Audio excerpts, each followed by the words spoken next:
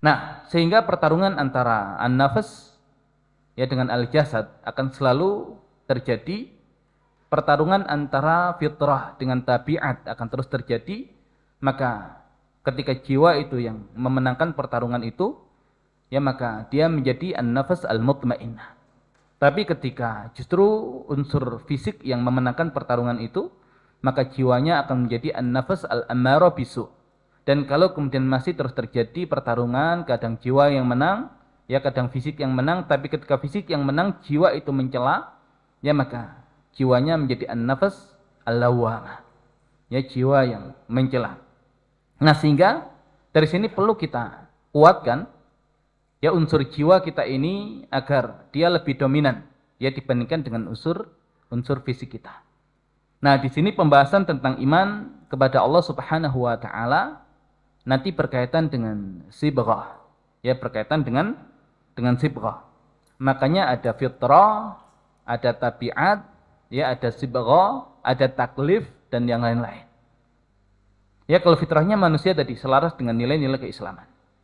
Kalau tabiat manusia cenderung mengajak kepada sesuatu yang rendah.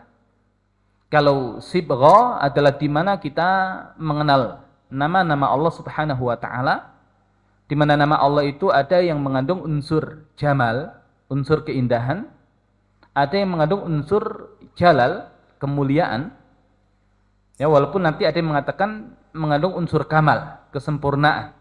Makanya ada nama Allah itu yang selalu bersanding ya untuk menunjukkan kesempurnaannya. Ya, ada al-awwal, ada al-akhir. Ya, ada al-zahir, ada al-batin. Ya, nanti sebagian menyebutkan ada an-nafi', ada ad-dar. Walaupun ya sebagian kemudian menolak nama ini, tapi unsur kamal adalah unsur yang menunjukkan tentang kesempurnaan Allah Subhanahu wa taala. Nah, nama-nama Allah yang mengandung unsur jamal inilah yang kemudian bisa kita sibrokan ya di dalam diri kita. Ketika kita mengenal Allah Subhanahu wa taala Ar-Rahman Ar-Rahim berkaitan dengan kasih sayang, maka fitrah manusia itu senang dengan kelembutan dan kasih sayang. Walaupun ya tidak semua orang yang suka dengan kelembutan dan kasih sayang menjadi seorang yang penyayang. Nah, maka proses untuk menjadikan diri manusia menjadi pribadi yang penyayang, nah itu namanya sibrah. Ketika dia mengenal Allah Subhanahu wa taala Al-Alim, ya berkaitan dengan ilmu dan pengetahuan, maka fitrah manusia menyukai dan mencintai ilmu dan pengetahuan. Tapi tidak setiap manusia yang mencintai ilmu dan pengetahuan itu berusaha menjadikan dirinya sebagai seorang yang berilmu. Maka proses menjadikan pribadi dan diri kita menjadi sosok yang berilmu, nah itu namanya sibrah. Maka mencintai kejujuran, mencintai keadilan, ya mencintai kebersihan. Yang ini merupakan kebaikan yang bersifat universal, itu adalah fitrahnya manusia. Tapi berusaha menjadi pribadi yang jujur, berusaha menjadi pribadi yang adil, ya berusaha menjadi pribadi yang selalu menjaga kebersihan. Nah, yang demikian itu adalah sibrah. Nah, kalau kita lihat ya diri Nabi kita Nabi Muhammad sallallahu alaihi wasallam ketika beliau mengenal Allah Subhanahu wa taala Ar-Rahman Ar-Rahim, ya maka beliau berusaha untuk mensibrah diri beliau dengan sifat rahmah, ya dengan sifat kasih sayang.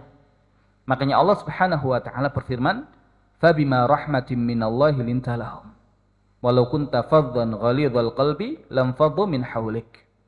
Dan disebabkan karena sedikit rahmat dari Allah, maka engkau bersikap lemah lembut kepada mereka. Jadi sebab lemah lembut yang ada pada diri Nabi Muhammad sallallahu alaihi wasallam adalah karena sibrah berkaitan dengan rahmatnya Allah Subhanahu wa taala. Walau kunta faddan ghalidhal qalbi, ketika engkau menjadi seorang yang kasar, yang keras hatinya, maka orang-orang akan meninggalkanmu. Ya, jadi laki-laki Nabi kita Nabi Muhammad sallallahu alaihi wasallam yang mengenal Allah Subhanahu wa taala, yang mensibrah nama-nama Allah Subhanahu wa taala yang indah, ya untuk ada dan menjadi akhlak dan karakter yang melekat dalam dirinya. Nah, pembahasan tentang ilmu berkaitan dengan Allah, ya iman kepada Allah, inilah yang kemudian menguatkan unsur jiwa kita. Nah, kalau jiwa itu kemudian menjadi kuat, ya dan sudah mengenal Allah Subhanahu wa taala dan sudah merasakan ketenangan dan kebahagiaan dengan mendekat kepada Allah, maka ketika diberikan taklif, ya diberikan perintah atau larangan, ya maka yang ada tidak menjadi beban, tapi yang ada menjadi kenikmatan dan kebutuhan. Tapi kapan kemudian perintah dan larangan itu menjadi taklif, menjadi beban, ya manakala pondasi imannya belum cukup. Ya, manakala ilmu tentang Allahnya ya belum maksimal, maka beban yaitu menjadi beban. Yang kalau kemudian namanya beban, ya kalau ada peluang untuk meninggalkan atau menghindari, ya akan dihindari. Ya maka, kenapa kemudian dikatakan man arafa al-amir thumma arafa al-amr, ya maka dia akan tafana fi ta'atih.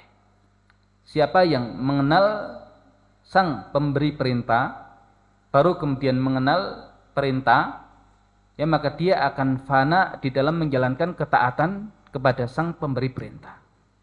Tapi justru sebaliknya, ya ketika seseorang itu arafal amr walam ya'rif al-amir, ya dia mengenal perintah tapi belum mengenal sang pemberi perintah, maka dia akan tafannan, ya fit tafallut min ta'ati. Dia akan sangat lihai untuk mencari peluang atau celah menghindar dari perintah itu. Ya kenapa? Karena dia merasakan yang demikian adalah taklif. Yang demikian adalah pembebanan.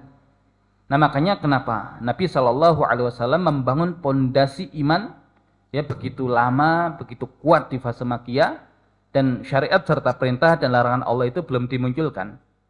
Ya kan agar nanti ketika hadir perintah dan larangan Allah itu, yang ada bukan menjadi beban ya tapi menjadi sebuah kenikmatan tersendiri.